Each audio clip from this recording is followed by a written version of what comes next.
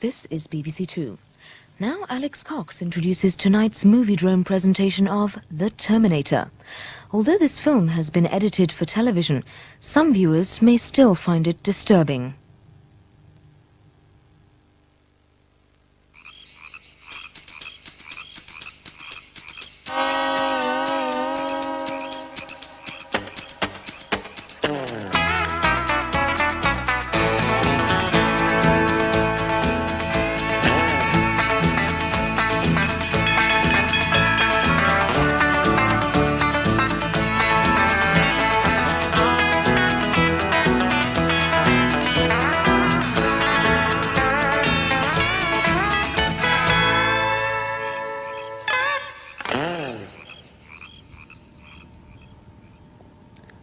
Terminator is a 1980s LA science fiction film in the style of Trancers or Teenage Comet Zombies, which, as you may recall, we saw last year.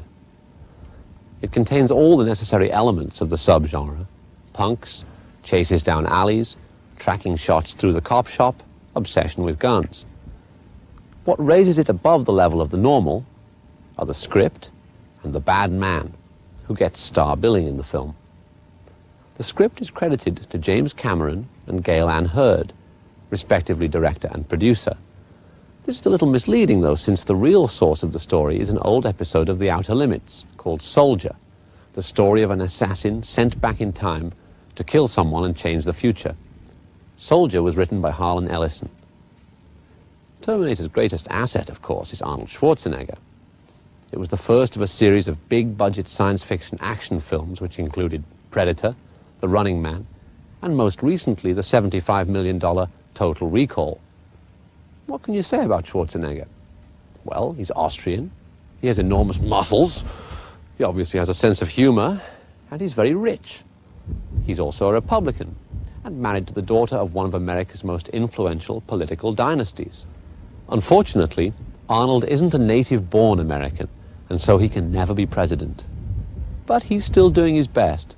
So sit back, slam a few shells into the chamber of your pump action, load up the 30-06, and slip the safety off your 357 as Arnold does his bit for truth, justice, and the almighty box office.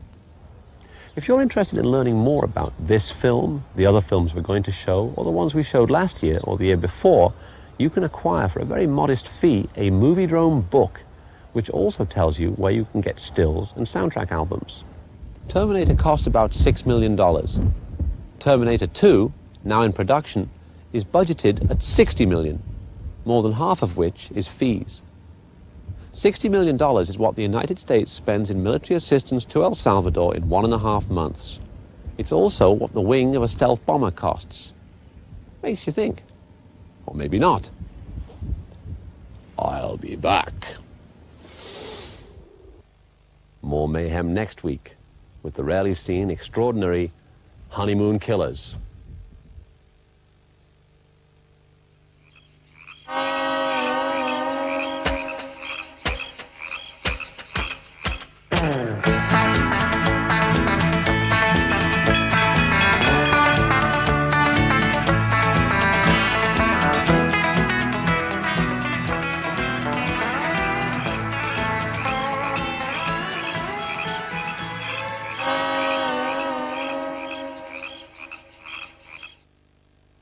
Tomorrow evening at 9 o'clock, Vincent Price, Boris Karloff, Peter Lorre and a young Jack Nicholson star in Roger Corman's chilling spoof about 15th century magicians involved in a deadly duel of sorcery.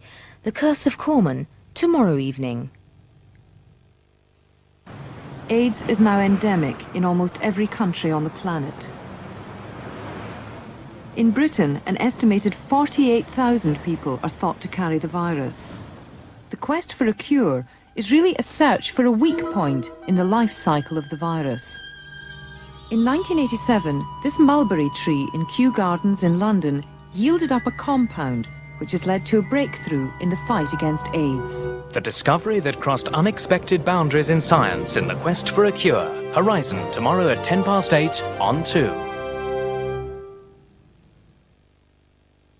And this is how Horizon fits in with the rest of tomorrow evening, starting with a look at Asian affairs in Britain and the Indian subcontinent. Shyama Pereira and Krishnan Gurumurthy introduce East at 7:40, which includes a report on the disturbingly high death rate among Asian babies before and after birth. And we round off with Newsnight at 10:30, followed by highlights of the second test match between England and New Zealand at 11:15. Monday night on BBC2. And this is where we end programmes for this evening on BBC2. So, on behalf of everyone here, I wish you a very good night.